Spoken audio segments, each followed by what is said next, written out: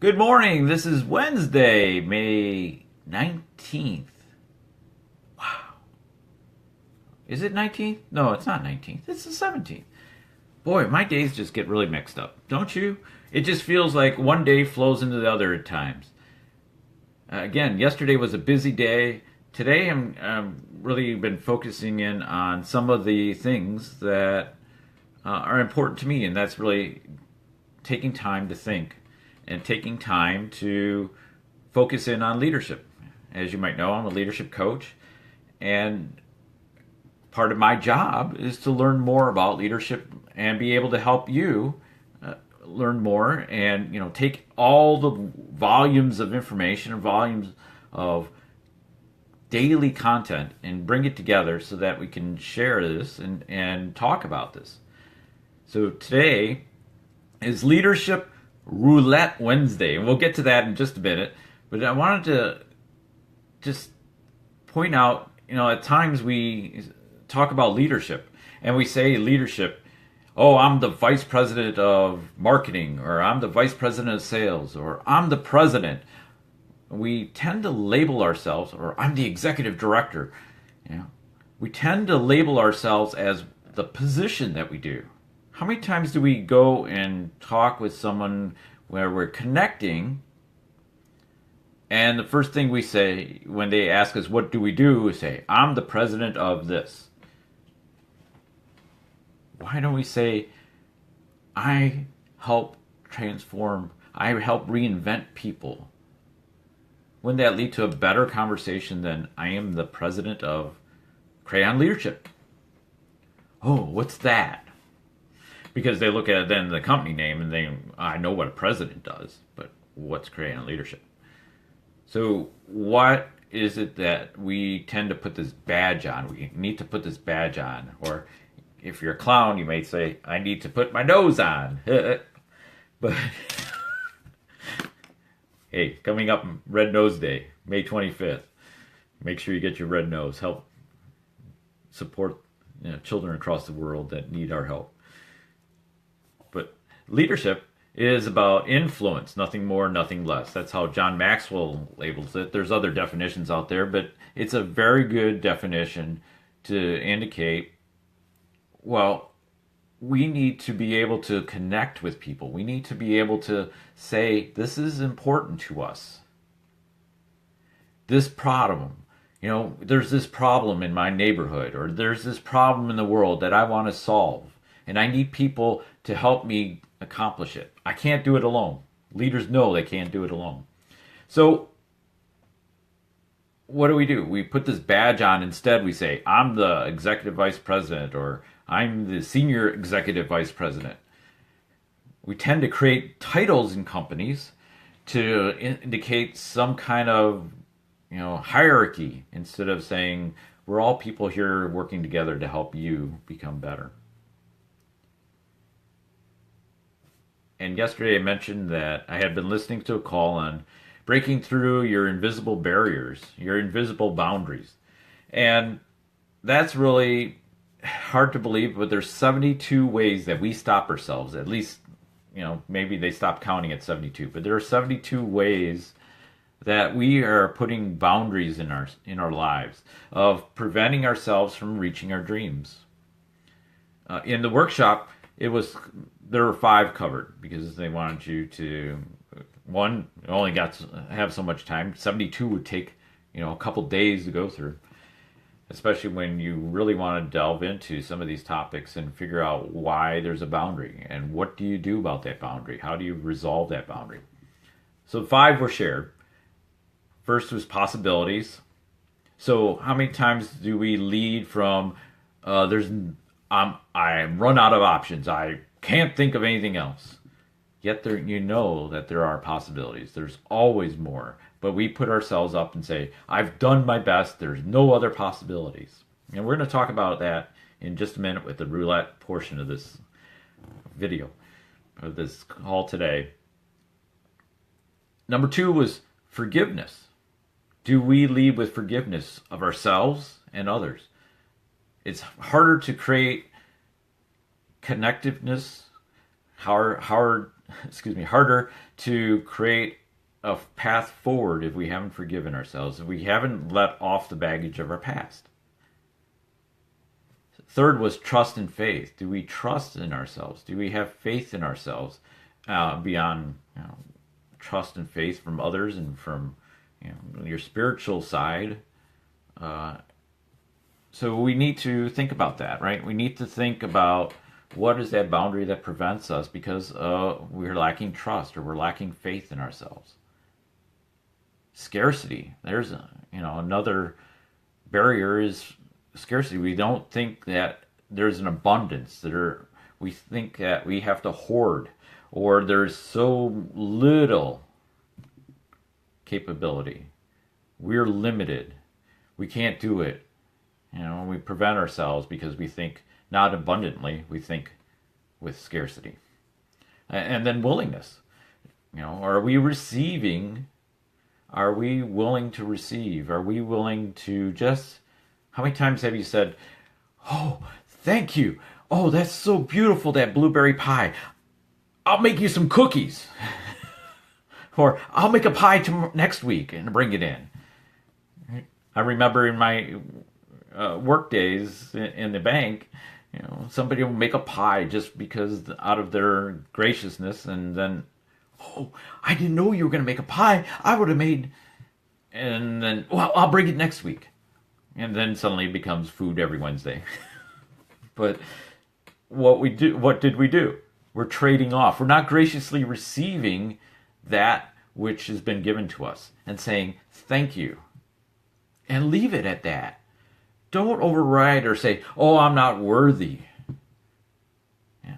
So these are boundaries we put in ourselves, and then we don't have that opportunity to really get beyond, to go and realize our dreams, realize that which we want to have. And I'm reminded, beyond this workshop, beyond the Yogi Cameron's call on the Yogi Code, he was authored a book about centering ourselves back and really delving into ourselves. And there's more we can talk about later. But one of the aspects of what I'm doing is that I'm continuing to invest in myself. I'm continuing to just find out what is out there. What do I not know? Which is a lot. I may not be the sharpest guy on the block, but as Garrison Keillor would put in Prairie Home Companion, the children are above average. We're all above average, but we tend to be lazy, and we sometimes then live lives in stage 2, stage 3 in tribal leadership, which we talked about previously, where we tend to get stuck. We think that we have it all, and we have accomplished it all. And then we find the next day that we don't know it all. But we fail to admit it and move on and learn from that lesson. Instead, we get stuck there and put on that armor. So what's that armor? What are we doing? And why aren't we thinking? Why are we afraid to think? So many things now are being written where we are reacting. You can see it in the daily news. You can see it in the media. You can see it in the political process. You can see it in your families where people are reacting. They don't take the time to ask a question. So I was listening to a video of someone and their family, and it was a situation where the child says to the father, and they're quieting down for the evening, and the child says to the father, "Daddy, God doesn't love me anymore." And the father goes on, "Oh no, God loves you," and tells the child all about why God doesn't love him. I mean, God loves him, right? That the child's perception is wrong. And then he goes out and the father shares with his wife. So husband and wife are talking about the conversation in the room, and the wife says, "Did you ask him why?"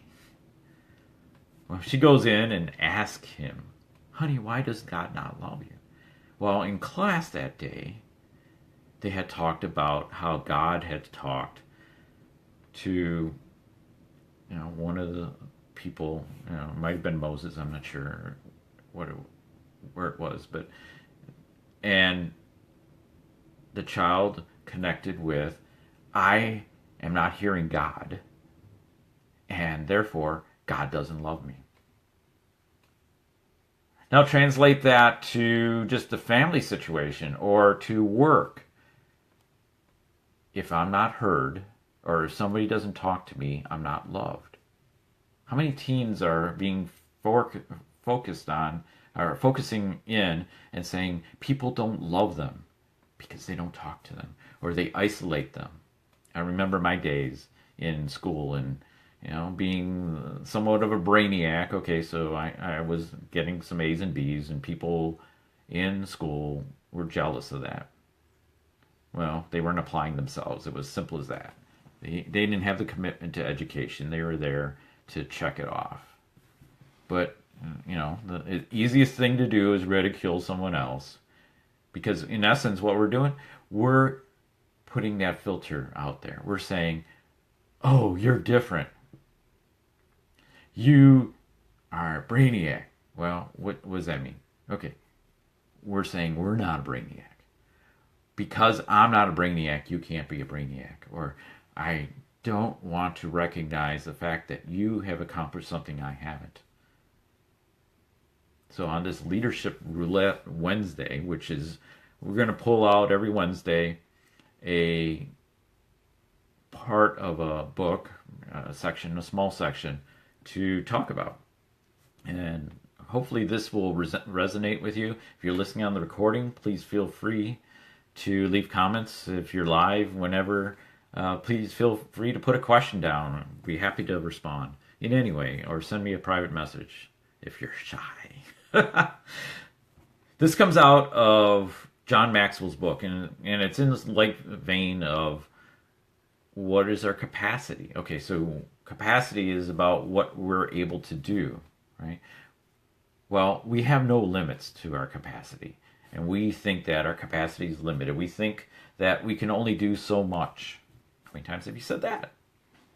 And in essence, no, we have unlimited potential. Again, that abundance, that scarcity thought, we are limited. We can only do so much. No, we can do a lot.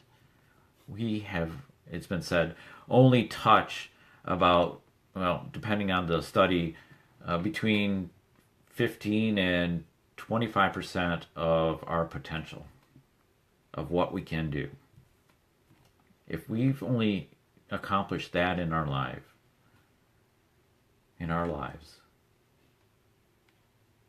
what could we do with 1% more? 10% more? The whole 75% more? This world would not be the same. And if everyone was lifted up the same, to each person recognizing their potential to do something for a change in the world, to make a difference, make a positive difference in the lives of others, what a world this would be. Reminds you of a song, doesn't it? Yes. Anyways, in chapter 5 on thinking capacity, John lists what we can do to increase our capacity. And number 6 is put the thought on the table. Share your thinking. Share your thinking. So how many times do we have a thought? We've marinated. We've really focused in on it, and then we let it go. I'll get back to it. I need to think about it more. We may tell somebody else, and they think about it, but there it ends. So if we have a true inner circle, if we have a close group of people that we can rely on, that challenge us to, and want to hear what we have to think, what we're thinking about, and want to share, we need to share it. If it's good, or if it's not so good, it can't get any better if we don't share it. So the group think, The group ability to raise that thought to a higher plane comes because we are willing to share it, to put it on the table. John mentions, and we'll read out of his book, a small couple segments, but I want to leave these with you because I think these are very important. These are things that I do every day where I'm doing something of value. Not everything in an every day is valuable. Some others might say I don't do anything that's valuable, but I know I do. Not bragging, just simply impressing upon you that we do have things of value that we do every day. We might not see it. Others may not quite see it because it's surreptitious, to use a fancy word, to say it was done in secret or it was out of the eye of someone else. So John says, as I mentioned early in my career, I was reluctant to share unformed thoughts with others because I thought it was the leader's job to solve all the problems. I have this up on my screen because I like a digital version instead of trying to page through a book and looking down. So pardon my gaze. But as I gained leadership experience, I made a discovery. I didn't have the capacity to think great thoughts all by myself. This became painfully obvious when I attended an idea exchange of leaders in my field. How many times have you gone to, have you gone to a round table or a forum exchange of people of like position, or people that have accomplished something, and they're all gathered around, and this is a group discussion, a workshop perhaps, or just a CEO idea exchange, for instance, or an executive council. So people of like position, maybe different industries, and they're all coming together to see, what problems are happening or what are best practices that are happening, and to talk about those, okay? So John's saying he's attended an idea exchange of leaders in his field. The older and more experienced leaders were very open. Again, remember, he's saying he's reluctant to share unformed ideas, thoughts, just plain thoughts with others. He needs to form them up. That's what his thinking early on was. The older and more experienced leaders were very open, sharing both ideas and problems. And as they put their thoughts on the table, others helped them come up with better ideas. The process may seem obvious to you, but it was a Eureka moment for me. It was at that time that I began sharing my ideas and asking others for help. It transformed my leadership and greatly expanded my thinking capacity. It was like adding 1 + 1 and coming up with 3. So John goes on and talks about his 21 Irrefutable Laws of Leadership book, and briefly about how that became better because he brought it to the table. Do we bring our best thoughts or our thoughts that we're ready to share with others to a table to talk about? So how can we ensure that we are doing this? What are the best ways of doing this? John goes on to say, I want to encourage you to share your thinking with others to take it to another level. To do that, follow these steps. Bring a good thought to the table. Doesn't have to be a great thought. It just needs to be a good one. So you've thought a little bit about it. You've thought about some of the options and how to deploy it. What it would look like. What's your vision of this thought? What would it do?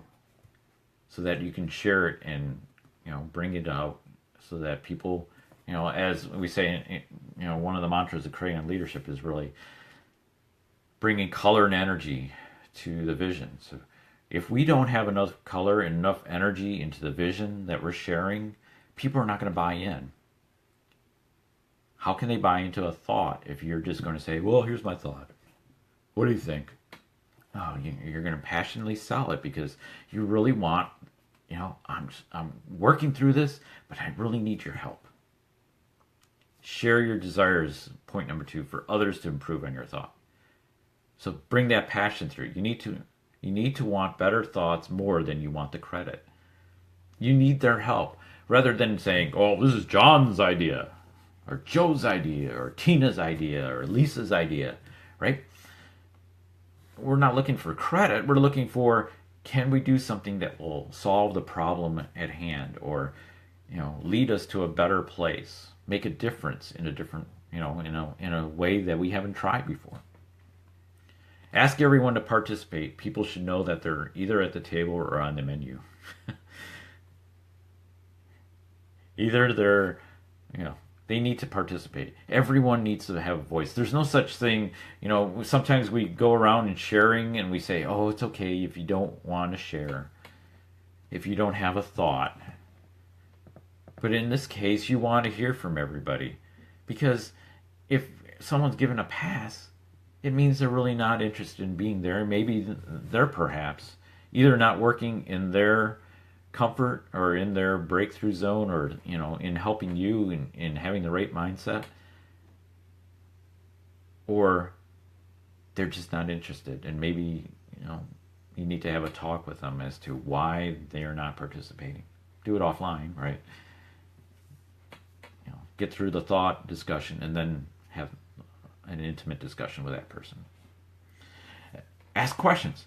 So put the idea out there, have everyone participate, and then ask questions about, nothing stimulates improved thinking more than, asking questions.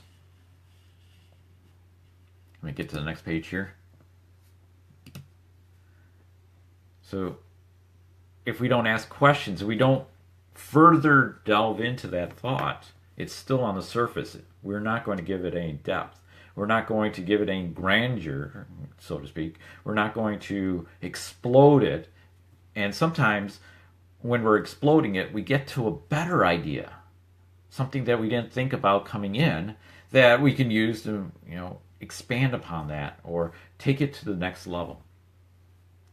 So, the smartphone, what I'm working on right here, didn't come out, this Galaxy, Samsung Galaxy 6 Edge Plus didn't become, out of the box. It took time. I remember my Galaxy 3. So each phone, each idea, each thing becomes greater when we start putting more minds to it, and we take it and say, let's put it up on a pedestal and rotate it and delve into it and see what we can explode it with. This red nose is only a red nose. It's only a rubbery type surface with a slit in there to stick it on the nose, but what's inside? What makes it different? My nose has a flat spot on it. Oh no. Let the best idea win. Be open that your idea may have spurred someone else's idea and has made it better. Don't be holding on to the original thought. Put it out there, release it to the group, and then determine as a group what's the best idea to go forward. And don't allow your group just to say, well, John brought it and we respect John and John's got the best idea. It may not be so. It may be, but it may not be so. Be open to allow others to have a better idea, or because of that groupthink, because the power of all those people in the room have led to a better idea. Recognize that. Celebrate that. And then take it to the next level, which is to practice the thought. Take your thinking for a walk. Powerful thoughts. We're really long today, but I really wanted to share this with you because future calls for Leadership Roulette will be shorter. But once a week, we should at least, on our own, take something and read it. And read it and think about it. And see what it can be applied to our own lives. And what boundary we may be bouncing into that prevents us from accomplishing that. Have a great day. And more importantly, happy new significant day. Because every day is a new start. Every day you throw off the chains from the old. You take the lessons, though, and you make this a better day than you did yesterday. and make tomorrow better than today. Be well. See you tomorrow at 10. Take care for now. Bye.